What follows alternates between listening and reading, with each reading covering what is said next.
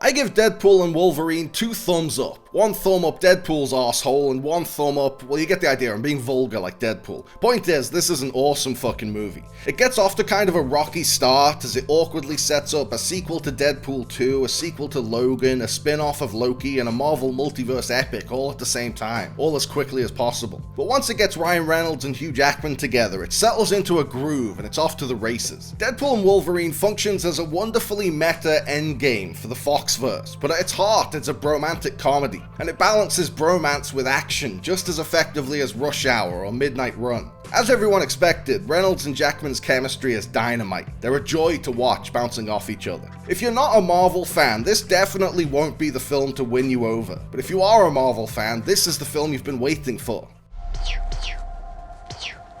Stop it.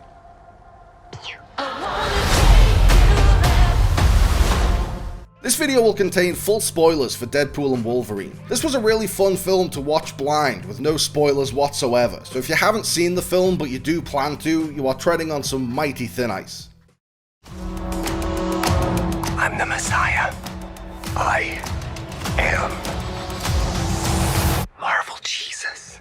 After months of Deadpool and Wolverine being built up as the savior of the Marvel Cinematic Universe, I started to worry it was being overhyped. Then when the mixed reviews came in, I was really worried it had been overhyped. But it seemed like the negative reviews were written by critics who don't like Marvel movies. And it should go without saying that if you don't like Marvel movies, you really won't like this one. Those snobs who look down their nose at superhero spectacle and still work in print media could have written their smug, cynical, pompous reviews without even watching the film. But if you are a Marvel fan, then Deadpool and Wolverine is everything you want it to be and more. I tempered my expectations for this movie because it seemed like it would just be a series of cameos and inside jokes without a real story. But mercifully, while there are a lot of cameos and inside jokes, even more than you're expecting, it does have a real story too. Deadpool has been searching for a purpose in his life and a way to prove himself to Vanessa after hanging up the suit, while Wolverine is looking for redemption at the bottom of a bottle after letting all the X-Men in his world die. Wolverine's arc feels a bit like a rehash of his arc in Logan. He's at the end of his road, drinking himself to death, filled with self-loathing, seeking redemption. He's even offered his chance at redemption by the same kid.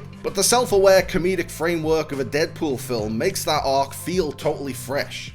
Oh, whiskey dick of the claws. It's quite common in Wolverines over 40. Much like Inside Out 2 a few weeks ago, Deadpool and Wolverine is a genuine crowd pleaser. If you want to get audiences out to cinemas these days, you need to give them a reason to watch it in a cinema, or they'll wait 12 days to watch it on a streaming service instead. Barbie was a film to watch with a big crowd, Inside Out 2 was a film to watch with a big crowd, and Deadpool and Wolverine is a film to watch with a big crowd. It could have just been that the particular crowd I watched the film with on its opening night was full of die-hard Marvel fans. A lot of them were sweaty, greasy glasses wearers like myself. About half of my fellow viewers shared my unaccustomed to sunlight complexion. But it was just a delight to sit in a packed house and laugh along with this riotous action comedy. There wasn't a single joke that didn't get a big laugh or a single cameo that didn't get a big response. This movie was a really risky undertaking. It could have very easily gone horribly wrong and disappeared up its own arse in a closed loop of self-referentiality. But I feel like, against all odds, they've stuck the landing.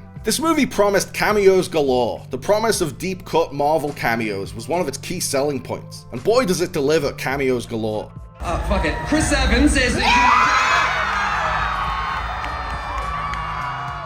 It's got Jon Favreau as Happy Hogan interviewing Deadpool for the Avengers. It's got Henry Cavill as an alternate version of Wolverine, Blake Lively as Lady Deadpool, Matthew McConaughey as Cowboy Deadpool. Even Reynolds himself gives a hilarious turn as Nicepool. This is the movie that people wanted Multiverse of Madness to be. It's the ultimate, let's go through the Rolodex, call everyone who's ever played a Marvel superhero and see which ones are willing to come back kind of movie. It's like a mini Secret Wars for the Fox era of Marvel films. It throws everyone from the early Marvel franchises into a Mad Max-style lawless wasteland, the dumping ground of the Marvel Universe, and pits them all against each other. But graciously, it never gets too inside baseball. Deadpool and Wolverine is always focused on the movie at hand, so it doesn't alienate the casual fan by getting too caught up in previous movies. People who do recognize Jennifer Garner as Elektra can go, oh cool, I remember. But after that, they're just another character in this movie, bouncing off Deadpool and Wolverine. For example, Channing Tatum finally gets to play Gambit after his solo movie languished in development hell for years. But you don't need to know Tatum almost starred in a Gambit movie to get the joke. You don't even need to know who Gambit is to get the joke.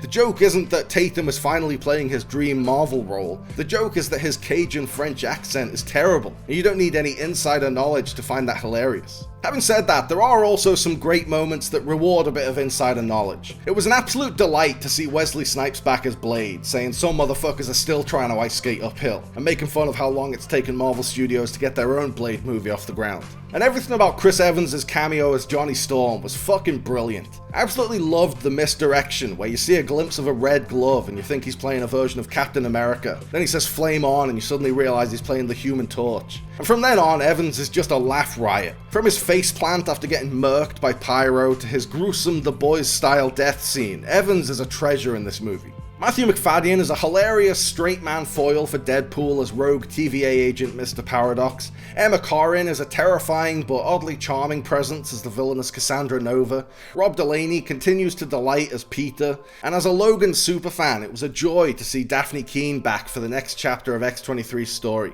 But of course, the cameoing side characters are all secondary to Deadpool and Wolverine themselves, and the cameoing side characters don't even come close to upstaging them. The cameos and the inside jokes and even the superhero action are all just gravy on top of a really great buddy movie. Ryan Reynolds and Hugh Jackman effortlessly achieve something that countless buddy films try and fail to accomplish. They're totally comfortable in their respective roles, totally comfortable with each other, and their relationship shines through in every scene.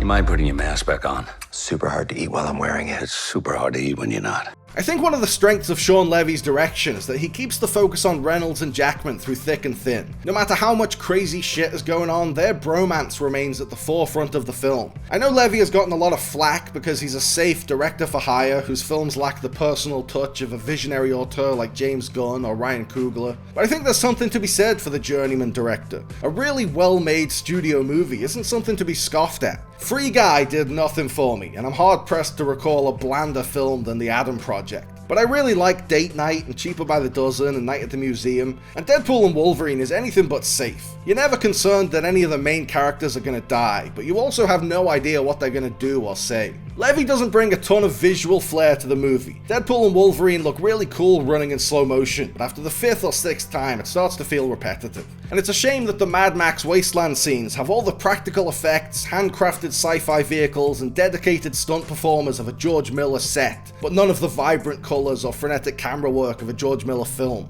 But what Levy does bring to the table, which I think is more important than cool visuals, is a razor-sharp focus on his two lead characters, how they clash with each other and how their relationship evolves. Levy understands exactly what people love about these characters, and what makes them such a great pairing, and he keeps all those things in focus throughout the film.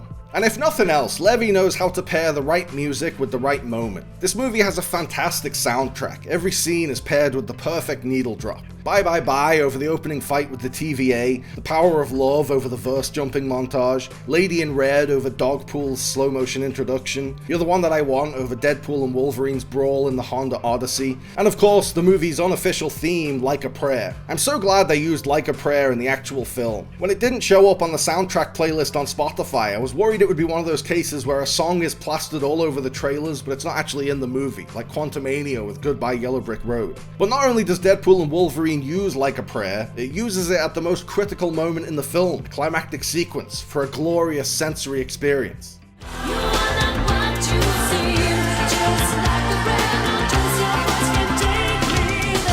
As much as I loved Deadpool and Wolverine, there were a couple of things that didn't quite work. Cassandra Nova is built up to be a nigh unbeatable villain who will be impossible to stop, even for two guys who can't die. She gets an awesome introduction where she turns Johnny Storm into bone stew and buries Wolverine alive with a flick of her finger. Right off the bat, she seems to be one of the most powerful supervillains ever created. So the fact that she appears in pretty much 3 scenes and Deadpool and Wolverine defeat her in 2 of them is a bit of a letdown. This is such a rapid-fire movie with rapid-fire jokes and rapid-fire action sequences that the couple of times it does slow down for a quieter dramatic scene, it feels pretty jarring. But taken on their own merits, those scenes never misfire. I particularly love the scene where Laura speaks to Logan at a campfire. He confesses to the tragedy he let happen in his universe, and she tells him what he meant to her in her universe. Jackman's chemistry with Keane is just as strong as it was in Logan, and it's really touching to see that Laura has reflected so much on Logan's sacrifice in the years since. The film gets kind of predictable in its third act. You know Deadpool and Wolverine are going to get into the subway station, stop Cassandra from activating the Time Ripper, and both survive, even though they're told over and over that they definitely won't, even with their regenerative powers. But there are a few details that make me forgive the predictability of this sequence. Deadpool and Wolverine's massacre of an army of Deadpool variants is a fucking masterpiece. Deadpool and Wolverine bickering over who gets to be the one to make the heroic sacrifice is the perfect culmination of their playful relationship arc. The visual of Deadpool and Wolverine holding hands to share the load and destroy the Time Ripper is really beautiful, and I think it works really well as a symbol of the power of friendship, which is really what the film is about. Plus, it plays around with the predictability in a really fun way. When Mr. Paradox is saying that Deadpool and Wolverine have both died, the inevitable reveal that they're both alive and well is executed hilariously. And it's a great payoff to the Marvel Jesus running gag with the line, "He has risen." That's a huge laugh. So I don't mind that the actual events of the plot are predictable, because the way they pull it off is completely unexpected. Deadpool and Wolverine might be a corporate merger writ large, using the destruction of a timeline as a grand metaphor for the sale of a studio. But it weirdly works because meta-ness and franchise crossbreeding aren't Levy's top priorities. He doesn't care what phase of the MCU this is, and he doesn't care what movies are coming next. He always puts character first, focusing squarely on this comic book odd couple and their endearing friendship. It's really simple and should be obvious. If you're not amused by Deadpool's shtick, then you'll really hate this film, and you shouldn't be surprised that you hate it. But if you love Deadpool, you'll love this movie, because it's the Deadpooliest movie imaginable. That's Wolverine. You're damn straight it is. Disney brought him back. They're gonna make him do this till he's 90.